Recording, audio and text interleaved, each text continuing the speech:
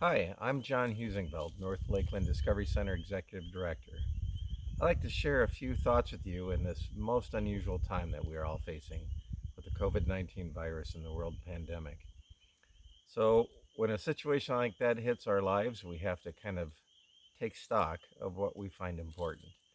And I'm talking to you because you in the past have found us to be important, and we're deeply indebted to you for that and appreciate it.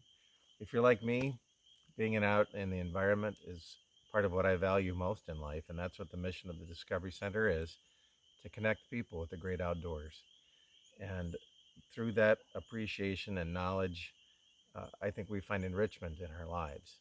So, not every nature center and small nonprofit, very sadly, will survive this pandemic, but we hope to. And I wanted to talk with you about some of the responses that we've made from the Discovery Center as this virus has hit.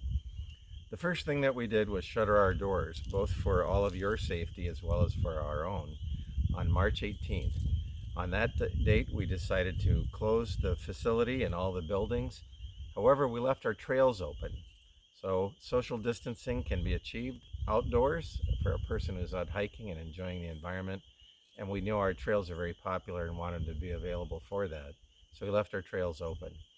Even though the buildings are closed, through number 14A and the governor's provision for minimum operations, we do have staff members occasionally coming to the center, feeding the critters, working on our information technology infrastructure just to keep the business going, but never more than one staff on any given day so that there's no chance of transmission between anyone. And we have a rigorous wipe down and cleaning procedure as a result of that as well. We did a bit of a flip flop where we are normally involved with being one on one with people and getting them out in nature. With the virus, we decided to try to provide a presence for people at their homes. So we made a Discover on Demand that are hour long programs that people can register for. And we made free Discover at Home online video projects that can be seen on Facebook and on YouTube. Those are also available on our webpage at www.discoverycenter.net. So, trying to find the funds to recover what no doubt will be a significant loss has been a bit of a challenge. We have applied for the federal payroll protection plan, and we are trying to streamline our grant writing and application process to diversify the funding sources that we already have. So you should know that we have 10 to 12 different grants for aquatic invasive species and environmental education and programming every year, and we're looking to increase and diversify those to provide an extra measure of stability as well.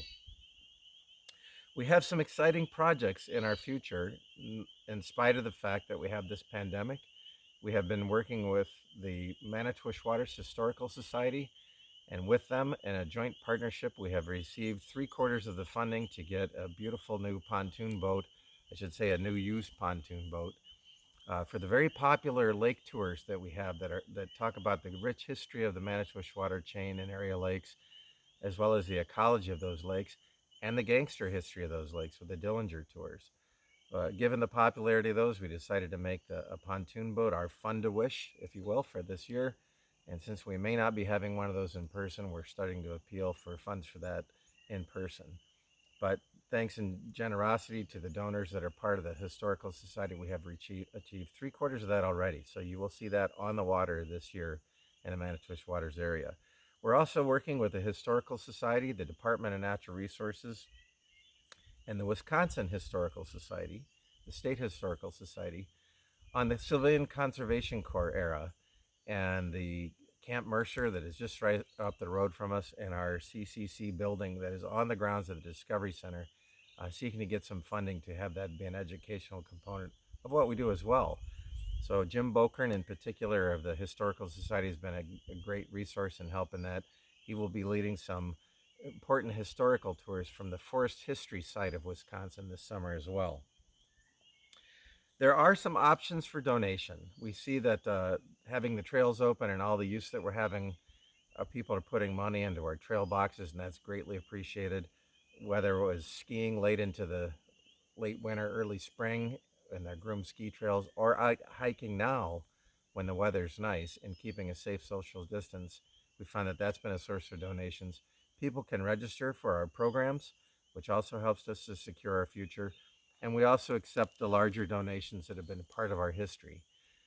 You should know that if you do not itemize with your taxes, that you can get a $300 deduction, which is new. Otherwise, for those who do itemize, the standardized deductions are all in place and available to you. And we are deeply indebted to the membership that we have, knowing that we have you on our side is what's enabled us to become the nature center that we are.